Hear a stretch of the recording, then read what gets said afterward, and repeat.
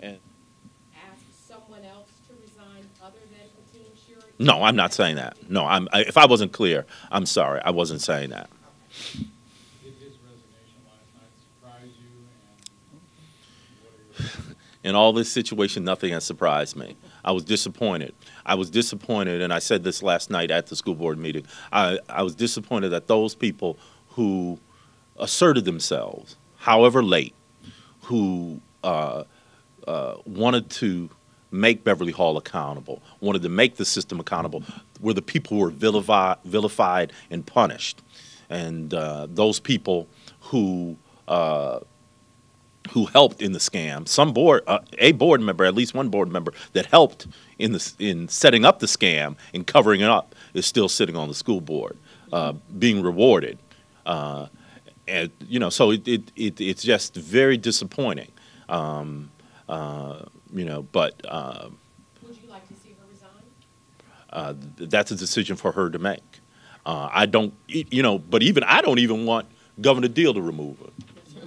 On principle, I want the voters and her conscience to determine whether she serves or not. If her conscience is of, if her conscience compels her to step down, so be it.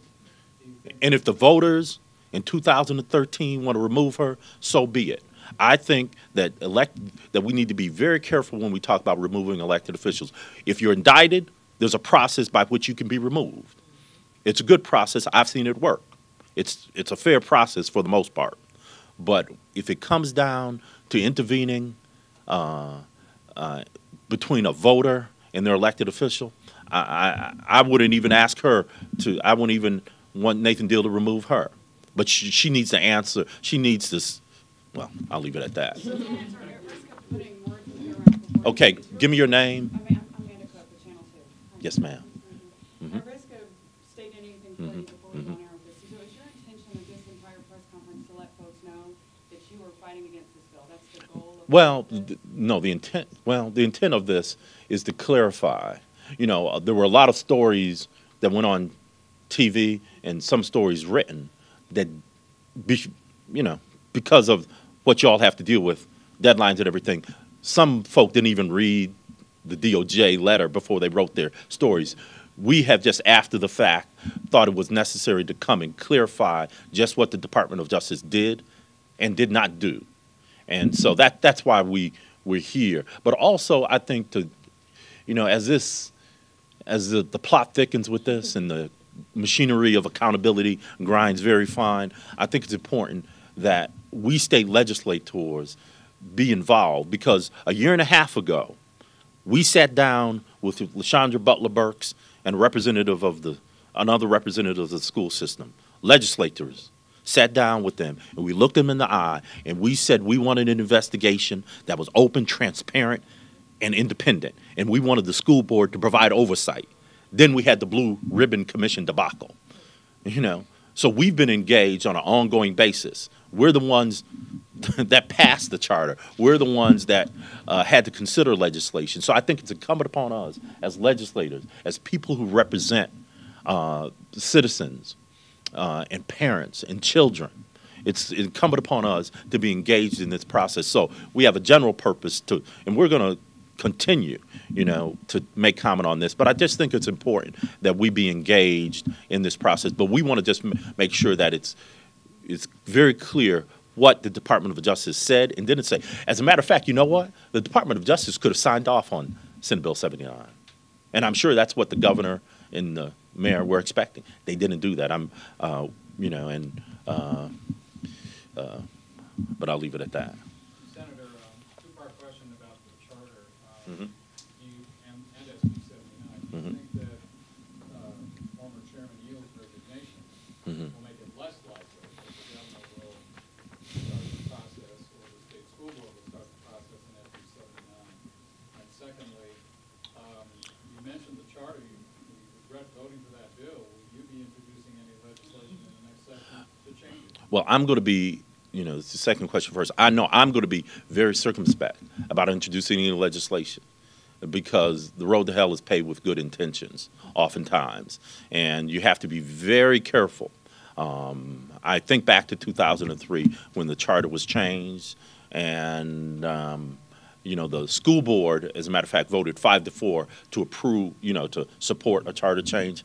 I know I'm going to be very careful, but I'm sure the chamber is going to be very assertive in having legislation introduced. That's their right, but I just hope that that the media and I hope that the media stays engaged on this process, making sure that whatever legislation is introduced is not an intrusion into local control. In your first question. The first question was, do you think that former Chairman Neal's resignation will mean that the state will be less likely to trigger the process set out? I don't. He has been the target. That's undoubtable. Although other board members who have been vilified as well.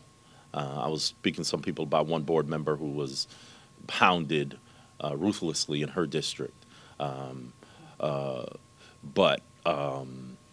Just as to what the State Board of Education is going to do or what Governor Deal is going to do, I haven't been consulted, and I really can't answer that question.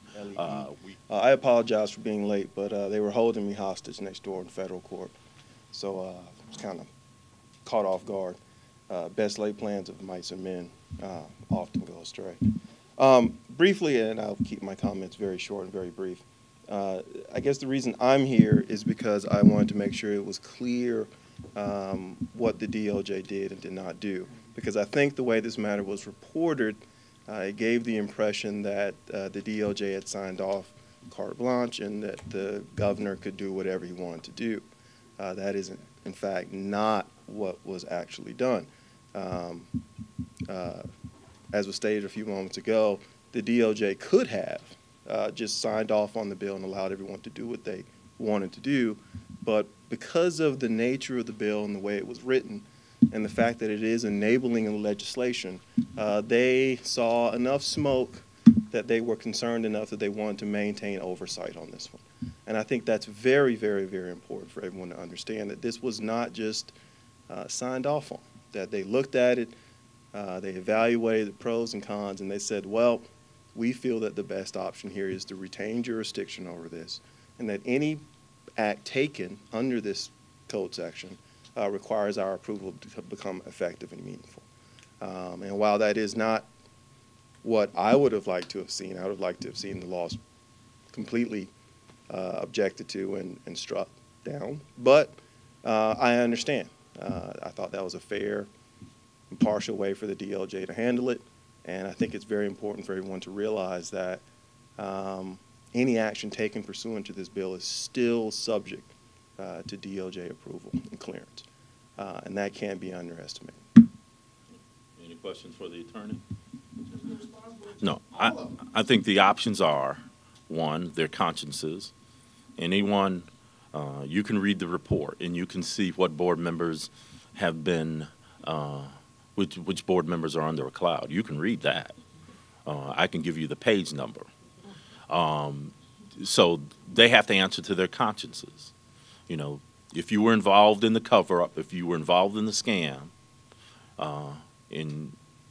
if you feel as if you need to step down, that's fine.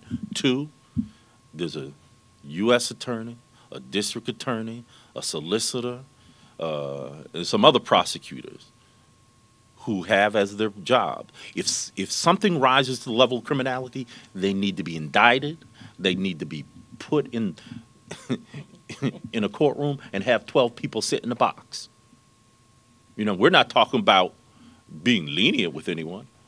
I think we're all angry at what happened. So their consciences and their criminality should guide what happens to them. But in terms of having Nathan Deal remove board members on a political basis, oh no. That's not something that I can abide by. Representative Tinubu? And going back to the Clayton County situation, Governor Perdue removed those members without any criminal activity. Nothing. He had no basis for removing those members of Clayton County Board of Education, none whatsoever, except that Mark Elgard, Advanced Ed Sachs, a partner of the chamber, went in and said, we're taking your accreditation, and that started the process. And I'll just end by saying this much. I'm glad. I've read some comments by Mr. Elkhart and watched him on TV recently, and I'm glad that he is now concerned about the CRCT issue. Because if you read the report, as bad as that report is, he devotes about 1.5 paragraph to the CRCT issue. You have to remember, the system was not put on probation because of the CRCT scandal. It was put on probation because of quote-unquote governance issues. Folk didn't like each other, didn't get along.